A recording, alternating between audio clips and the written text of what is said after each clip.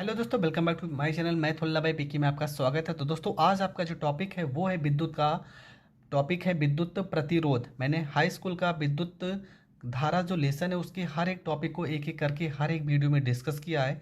Last में सारी की सारी जो भी वीडियो होंगी एक साथ करके मैं बता दूंगा, लेकिन पहले हम एक एक टॉपिक को समझ लेते हैं। तो आज आपका टॉपिक है विद्युत प्रतिरोध। तो विद्युत प्रतिरोध क्या होता है? देखो क्या लिखा है, विद्युत प्रतिरोध मतलब बिजली के प्रवाह का जो अवरोध करे, मतलब जो उसको रोकने का काम करे, उसे हम विद्युत प्रतिरोध कहते हैं।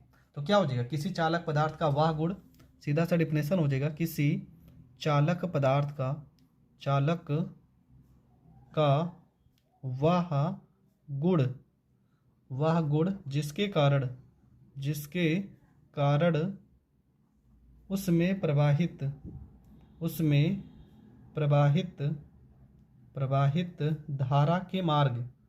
धारा के मार्ग में अवरोध हो तो उस धारा के मार्ग में अवरोध उत्पन्न करे, ऐसे लिखें, उत्पन्न करे, तो ऐसे प्रतिरोध को विद्युत प्रतिरोध कहते हैं। ऐसे पदार्थ को विद्युत प्रतिरोध कहते हैं। विद्युत तो चालक उत्पन्न करे तो ऐसे प्रतिरोध को विद्युत प्रतिरोध कहते हैं। विद्युत प्रतिरोध कहते हैं। यहाँ तक आप लिखेंगे, ठीक है। किसी चालक का वह गुण जिसके कारण उसमें प्रवाहित धारा के मार्ग में अवरोध उत्पन्न हो तो ऐसे प्रतिरोध को हम क्या कहते हैं? विद्युत प्रतिरोध कहते हैं। यहाँ तक आपको लिखना है।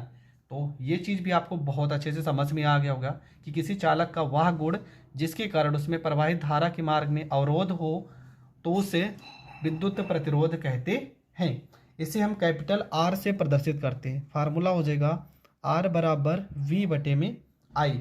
आर बराबर वी बटे में आई। बी आपका होता है विभवांतर, और विभवांतर का मात्रक होता है वोल्ट, और धारा का मात्रक होता है एम्पियर। तो वोल्ट प्रति एम्पियर को हम ओम भी कहते हैं, और इसका इस तरह से सिंबल होता है। तो ओम आप चाहे इस तरह से लिखेंगे, चाहे ऐसा सिंबल बना देंगे, और मात्रक वोल्ट प्रति एम्पियर हो जाएगा। इसके बाद हम इसके बारे में क्या समझते हैं, या कौन सी राशि है? तो यह एक अदिश राशि है। कौन सी राशि है? तो यह एक अदिश राशि है। इसके बाद थोड़ा सा इसके बारे में और समझते हैं। 1 मेगा ओम बराबर आपका होता है 10 की पावर 6 ओम होता है, और 1 माइक्रो ओम बराबर 10 की पावर -3 ओम होता है। 10 की पावर -6, ठीक है, 10 की पावर -6 ओम होता है।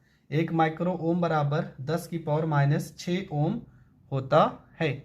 इसके बाद यहाँ पे आपका आता है विशिष्ट प्रतिरोध। देखो ये इंपॉर्टेंट टॉपिक हो जाता है, क्योंकि यहाँ से बहुत सारे प्रश्न बनने के चांस होते हैं। सबसे पहले इसके परिभाषा के बारे में समझते हैं। तो आपको क्या लिखना है कि पदार्थ का विशिष्ट प्रतिरोध वह प्रतिरोध है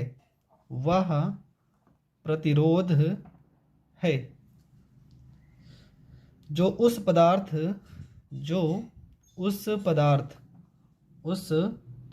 के 1 मीटर लंबे अनुप्रस्थ काट के क्षेत्रफल के तार द्वारा उत्पन्न किया जाता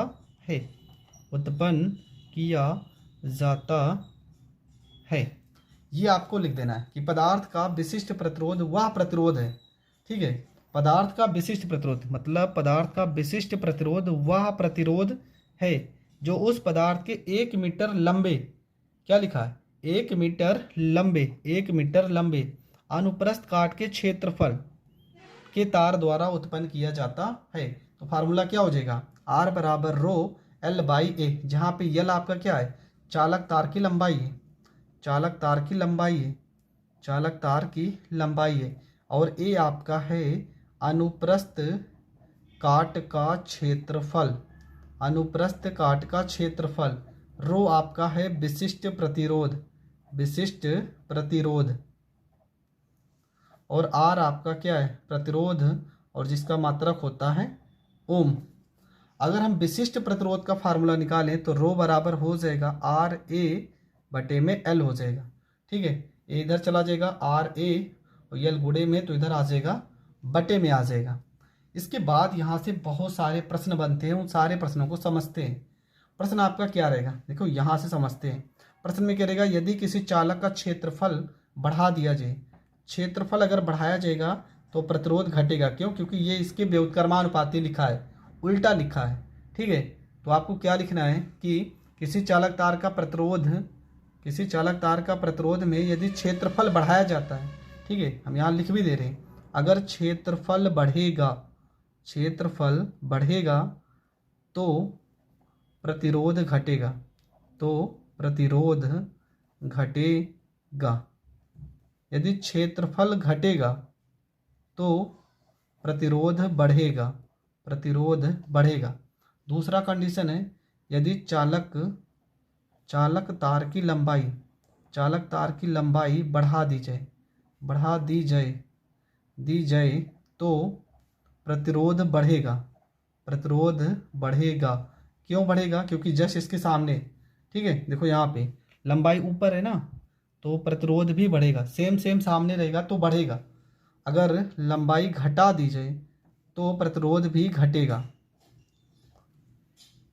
इसके बाद क्या आता है, इसके पदार्थ की प्रकृति की बात कर लें। ठीक है, अगर पदार्थ की प्रकृति में कोई भी चेंजेस आएगा तो प्रतिरोध भी आपका क्या होगा, प्रतिरोध में भी कोई ना कोई परिवर्तन होगा। मान लेते हैं कि किसी चालक का प्रतिरोध ताप के अनुक्रमानुपाती है, तो प्रतिरोध का ताप बढ़ाने पर, अगर हम ताप बढ़ाएंगे, ताप बढ़ाने पर प्रतिरोध का मान भी बढ़ेगा, प्रतिरोध भी बढ़ेगा।